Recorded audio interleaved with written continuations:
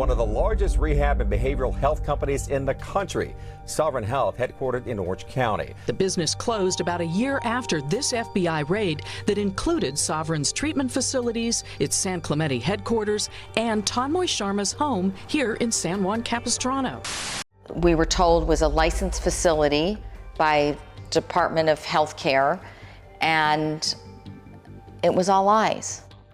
Brandon was a terrific kid, smart, fun, athletic, and very caring, very sensitive.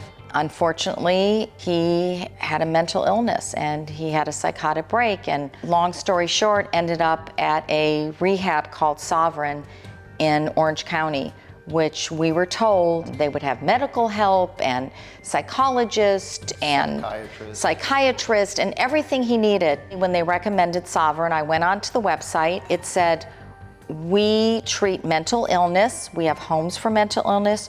We have a psychiatrist that comes in every day. We have equine, therapy, with the horses. We go to the beach. We have group therapy. He was basically there 2 days, ended up with a 5250. Went to Mission Hospital, Providence, he was supposed to be there for 14 days. They released him back to Sovereign, and 24 hours later, he took his life. They had a group session there, and there was a question that was asked that if you could be an animal, what would you like to be? Well, Brandon was in aerospace. He loved flying. He said, I want to be a bird, I want to fly, and I want to go into the military.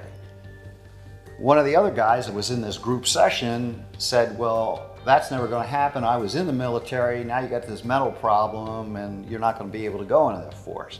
So Brandon went up to his room and there was a fire sprinkler hanging down, and he took the drawstring from his sweatpants and he hung himself.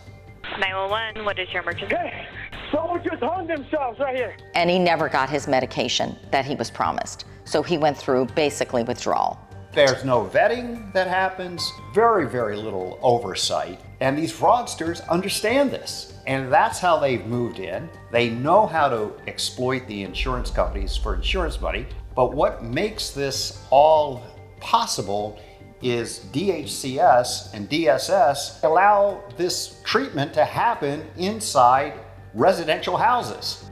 On the day of my son's service, I get a call from Sovereign on my cell phone. Is Brandon Nelson there? We need to talk to him about his insurance. I said, my son's dead on your watch. They had no idea. They're looking for his insurance payment. That's how these rehabs are. And we come to find out this is not an isolated situation. This happens all the time. The mental health system should do is involve the family, and they don't. They cut you out. And the legislature doesn't seem to be a real interest in trying to do anything, but I think it's the type of thing, and until it happens to one of their kids, they'll tweak things around the edges, but in terms of making meaningful change, unfortunately, I just don't see it happen. I can tell you this right now, my son would be alive if the Department of Healthcare Services would have regulated places like this. These people running these businesses, it is a factory.